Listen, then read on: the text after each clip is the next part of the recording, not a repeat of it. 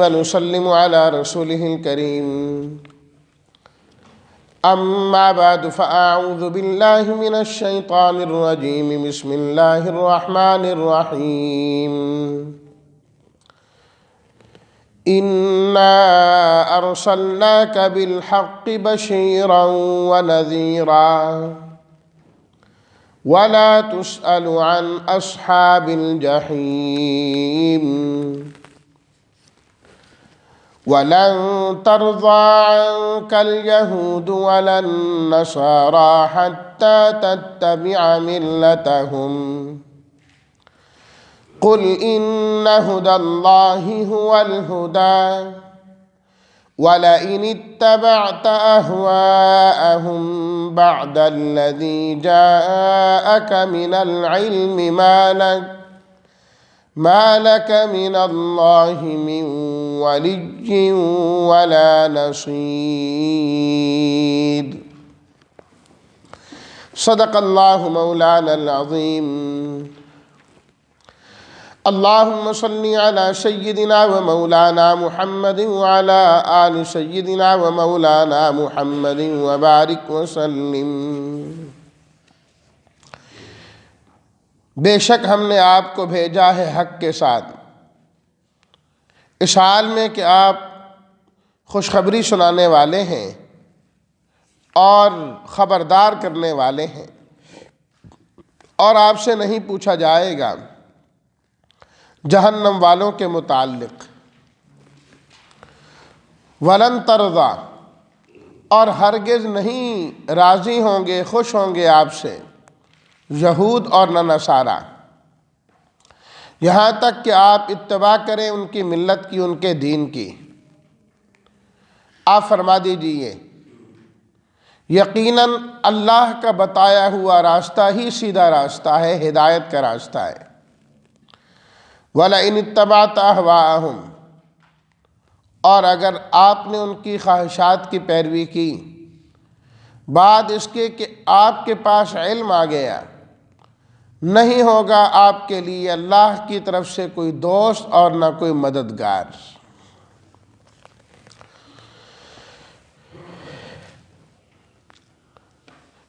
پہلی آیت میں تسلی کا مضمون ہے نبی کریم صلی اللہ علیہ وسلم کے لیے۔ آپ علیہ الصلاۃ والتسلیمات انتہائی شفیق تھے، رحمت للعالمین تھے، اور ہر نبی کے دل میں اس بات کی شدید خواہش ہوتی ہے کہ لوگ ان کی بات کو سننے والے بن جائیں، ماننے والے بن جائیں۔ جس طرح ماں باپ کی خواہش ہوتی ہے کہ میری اولاد کامیاب ہونے والی بن جائے، انہیں کسی قسم کی کہیں بھی کوئی تکلیف اور پریشانی نہ آئے، وہ اپنی اولاد کے سکون کے لیے خود کتنا بے سکونہ ہوتا ہے، ان کی راحت کے لیے کیا کچھ نہیں کرتا، لگا رہتا ہے اولاد کے لیے، پھر پوتوں کے لیے کرتا ہی رہے گا کچھ جب تک وہ کر سکتا ہے۔ کیا ہے؟ دل میں ان کی محبت ہے۔ اتنی محبت کے باوجود اگر وہ اولاد نافرمانی کرے، نہ مانے، تو باپ کے دل میں تکلیف تو محسوس ہوتی ہے نا۔ ماں جس نے اتنی تکلیفیں برداشت کی، آج اولاد اس کو سنائے یا نہ پوچھے، غم تو ہوتا ہے نا، پریشانی تو ہوتی ہے نا۔ تو ماں باپ کے دل میں اولاد کی اتنی محبت نہیں ہوتی جتنی اللہ کے نبی کے دل میں انسانوں کی محبت ہوتی ہے۔ انما انا لکم بمنزلۃ الوالد، خود نبی کریم صلی اللہ علیہ وسلم نے ارشاد فرمایا، ابو داؤد شریف اور نسائی دونوں میں روایت موجود ہے کہ میں تمہارے لیے والد اور باپ کی بمنزلہ ہوں۔ جس طرح فرمایا کہ باپ چھوٹی چھوٹی باتیں سکھاتا ہے، فرمایا میں بھی اپنی امت کو ایسے سکھاتا ہوں۔ اسی روایت میں ہے فرمایا کہ یوں استنجا کیا کرو، یوں پاکی حاصل کیا کرو، فرمایا یہ اسی شفقت کا نتیجہ ہے کہ میں چیزیں سکھا رہا ہوں تمہیں۔ تو اللہ تعالیٰ نے آپ علیہ الصلاۃ والتسلیمات کے متعلق تو باقاعدہ فرمایا کہ وما ارسلناک الا رحمۃ للعالمین، آپ تو ہے ہی رحمت للعالمین، آپ کی شفقت کے تو کیا ہی کہنے ہیں۔ اور اسی شفقت کے ساتھ آپ نے امت کو دین کی طرف بلایا، حق کی طرف بلایا، قرآن کی طرف بلایا، جنت کی طرف بلایا، دن کو بلایا، رات کو بلایا، موسم صحیح تھا تب بلایا، نہیں صحیح تھا تب بلایا، ایک مرتبہ نہیں بلایا، بار بار بلایا، مختلف طریقوں سے بلایا، مختلف اندازوں سے بلایا۔ کبھی تو سمجھ جائیں گے نا، کبھی تو سمجھ جائیں گے نا۔ اور جو جب سمجھا، چاہے اس نے مقابلے کیے، چاہے کچھ کیا، آپ علیہ الصلاۃ والتسلیمات نے ایمان لانے کے بعد ایک مرتبہ بھی طعنہ نہیں دیا کہ تم نے میرے ساتھ یہ کیا تھا۔ دیکھیں نا حضرت خالد بن ولید رضی اللہ تعالیٰ عنہ جب آپ کے ساتھ نہیں تھے تو آپ کے مقابل کھڑے ہوئے نا۔ احد میں کیا ہوا؟ لیکن جب اللہ تعالیٰ نے ایمان لانے کی توفیق دی، سب ختم۔ جبکہ آپ علیہ الصلاۃ والتسلیمات نے فرمایا، اور ویسے بھی جو آپ کو پریشانی احد میں آئی ہے، اس طریقے سے طائف میں آئی، یہ دو تین مواقع تو آپ کے لیے انتہائی پریشانی کے تھے۔ حضرت عائشہ صدیقہ رضی اللہ تعالیٰ عنہ نے پوچھا، کیا آپ کے لیے احد کے دن سے زیادہ کوئی بھی سخت دن آیا آپ کی زندگی میں؟ فرمایا ہاں، طائف کا جو دن ہے وہ اس سے بھی سخت تھا، کیونکہ یہاں جتنی سختیاں تھیں لوگ تو ساتھ تھے نا، وہاں تو میں اکیلا تھا، تنہا تھا۔ تکلیف میں جب اور بھی شریک ہو جائیں تو تکلیف بانٹی جاتی ہے، اکیلا آدمی اکیلا ہی رہتا ہے۔ تو انتہائی پریشانی کا دن ہوا یہ۔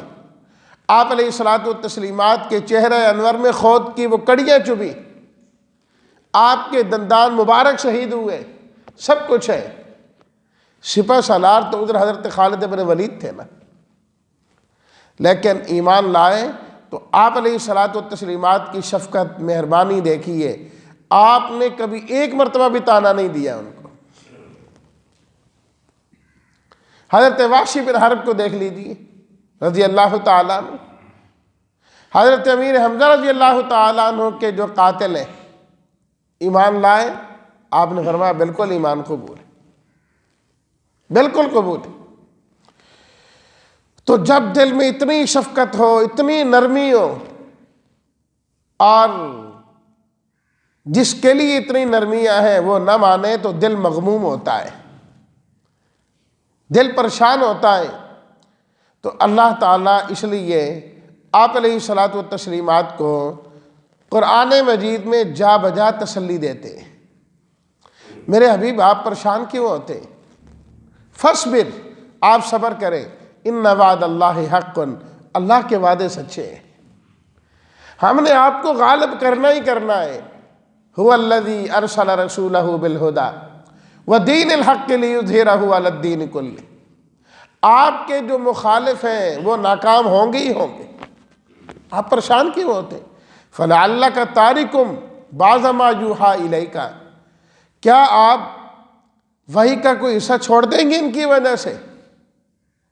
نہیں، فلعلک باخع نفسک علی آثارہم ان لم یؤمنوا بہذا الحدیث اسفا، کیا اگر یہ ایمان نہیں لائیں گے تو آپ افسوس کرتے ہوئے اپنے گلے کو گھونٹ لیں گے؟ اتنے پریشان ہونے کی کیا ضرورت ہے؟ میرے حبیب آپ پریشان نہ ہوں۔ اس میں بھی وہی فرمایا، انا ارسلناک، پکی بات ہے کہ ہم نے آپ کو اپنا پیغمبر بنایا ہے، ارسلنا ہم نے بھیجا ہے، آپ سچے پیغمبر ہیں، اور آپ کے پیغمبر ہونے کی تصدیق ہم خود کرتے ہیں۔ انا یقیناً ارسلنا ہم نے بھیجا کاف آپ کو بالحق کی، اور جو چیز آپ کے پاس ہے قرآن مجید اور آپ پر جو وحی آتی ہے یہ سب بالحق کی سراسر حق ہے، اور اسی حق کی ضرورت ہے اہل زمانہ کو اور دنیا کو، کیونکہ آپ کی آمد سے قبل دنیا سے حق ناپید ہو گیا تھا، ختم ہو چکا تھا۔ جو پہلے حق ان کو دیا گیا اس کا چہرہ ہی مسخ کر دیا انہوں نے، تحریفات اس میں کر دی، کیا سکھا کر دیا؟ جس حق کی ضرورت تھی اور امت جس حق کی متلاشی تھی، ہم نے وہ حق آپ کو دے کر بھیجا ہے، بالحق آپ حق لے کر آئے ہیں، اور صرف حق پہنچانا ہی نہیں، فرمایا بشیرن، جو اس حق کو قبول کرنے والا ہوگا، بشیرن آپ اس کو خوشخبری سنانے والے ہیں، خوشخبری سنانے والے ہیں کہ اس حق پر ایمان لانے والوں، اللہ تعالیٰ نے تمہاری ساری کمیوں کو اور کوتاہیوں کو معاف کر دیا ہے۔ والذین آمنوا وعملوا الصالحات وآمنوا بما نزل علی محمد وهو الحق من ربهم کفر عنہم سیئاتہم واصلح بالہم۔ سورہ محمد کے بالکل آغاز میں اللہ نے فرمایا وہ لوگ جو ایمان لائے، وعملوا الصالحات اور نیک عمل کیے، وآمنوا بما نزل علی محمد اور ایمان لائے اس پر جو محمد صلی اللہ علیہ وسلم پر نازل کیا گیا، پھر فرمایا وَهُوَ الْحَقُّ، آپ پر جو بھی نازل کیا گیا وہ حق ہی نازل کیا گیا ہے۔ جو اس پر ایمان لائے گا، اس حق کو مانے گا، کفر عنہم سیئاتہم، اللہ ان کی سب سیئات کو مٹا دیں گے، وَأَصْلَحَ بَالَهُمْ، اور اللہ ان کے حال احوال کو درست کر دیں گے، دنیا کے حالات بھی درست، قبر کے بھی درست، برزخ کے درست، آخرت کے درست، اور حتیٰ کہ جنت میں داخل ہو جائے گا۔ بشیرن، آپ خوشخبریاں سناتے ہیں ان لوگوں کو جس حق کو قبول کر کے اس حق کے علم بردار بن جاتے ہیں، علم بردار بن جاتے ہیں، وَنَذِيرًا، اور جو نہیں مانتے آپ ان کو انجام سے خبردار کرتے ہیں کہ جو روش تم نے اختیار کی ہے، جو طریقہ تم نے اختیار کیا ہے، یہ کوئی اچھا نہیں ہے، اس کا انجام کوئی بہتر نہیں ہے، تم نے انجام کے اعتبار سے جو بری چیز ہے اسے اختیار کیا ہے، اسے نذیر کہا جاتا ہے، ڈرانے والا عام طور پر اس کا معنی کیا جاتا ہے، لیکن ذہن میں یہ نہیں آنا چاہیے کہ ڈرانے سے مراد کچھ طرح کا ڈر جس طرح شیر کا، سانپ کا ایسا ڈر ہوتا ہے، وہ نہیں۔ نذیر کہا جاتا ہے جو محبت سے کسی کو اس کے برے انجام سے خبردار کر رہا ہو، وہ نذیر ہوا کرتا ہے، نذیر ہوا کرتا ہے، دل میں بڑی محبت ہے، پھر کہہ رہا ہے یار یہ کام نہ کرو، یہ غلط ہے، یہ ہے نذیر ہونا۔ تو حق کا جو داعی ہو اس کے اندر بھی یہی صفات ہونی چاہیے، ایک تو جس چیز کو لے کے کھڑا ہوا ہے وہ حق ہونا چاہیے، باطل کو لے کے کبھی کھڑا نہ ہو، باطل کا طرفدار کبھی نہ بنے، اور دوسری چیز جو اسے ماننے والے ہیں ان کو خوشخبریاں سنائے، خوشخبریاں سنائے، خوشخبریاں سنائے، بشروا ولا تنفروا۔ آپ علیہ الصلوۃ والتسلیمات نے فرمایا لوگوں کو خوشخبریاں سنایا کرو، خوشخبریاں سنایا کرو، نا امید نہیں کرنا، ولا تنفروا، نفرتیں نہیں پیدا کرنی، لیکن اس کا یہ مطلب نہیں کہ برے انجام سے ڈرانا بھی نہیں، خبردار نہیں کرنا۔ وَنَذِيرًا، برے انجام سے خبردار کرنا یہ بھی حق کے علم بردار کی ذمہ داری ہے۔ وَلَا تُسْأَلُوا عَنْ أَصْحَابِ الْجَحِيمِ، یہ جو آپ کی بات نہیں مانتے جہنم میں جا رہے ہیں۔ فرمایا ہم آپ سے ہرگز نہیں پوچھیں گے کہ یہ جہنم میں کیوں گئے، یہ آپ کی ذمہ داری میں شامل ہی نہیں ہے۔ آپ کی ذمہ داری حق بات کو پہنچانا، ماننے والوں کو خوشخبری سنانا اور نہ ماننے والوں کو خبردار کرنا کہ تمہاری عاقبت خراب ہو رہی ہے۔ بس آپ کی ذمہ داری پوری ہے۔ وہ مانے نہ مانے یہ وہ جانے اور ہم جانے، ہمارا کام ہے۔ آپ کا کام یہ ہے کہ ہمارا پیغام ان تک پہنچا دیں۔ انما علیک البلاغ وعلینا الحساب۔ میرے حبیب آپ کی ذمہ داری بات کا پہنچانا ہے، وعلینا الحساب، پھر مانا نہیں مانا یہ حساب لینا ہماری ذمہ داری ہے، ہماری ذمہ داری۔ فذکر انما انت مذکر لست علیہم بمسیطر۔ آپ نصیحت کیجئے، آپ کا کام نصیحت کرنا ہے، خیرخواہی کرنا ہے۔ ہم نے آپ کو کوئی نگران نہیں مقرر کیا کہ ان سے منوا کے چھوڑنا ہے آپ نے۔ تو میرے حبیب وہ نہیں مانتے، آپ کی ذمہ داری نہیں منوانا، تو آپ کیوں اتنے غمگین ہوتے ہیں، مغموم ہوتے ہیں اور پریشان ہوتے ہیں؟ آپ اپنی ذمہ داری ادا کرتے رہیں، منوانا آپ کے ذمے ہے ہی نہیں۔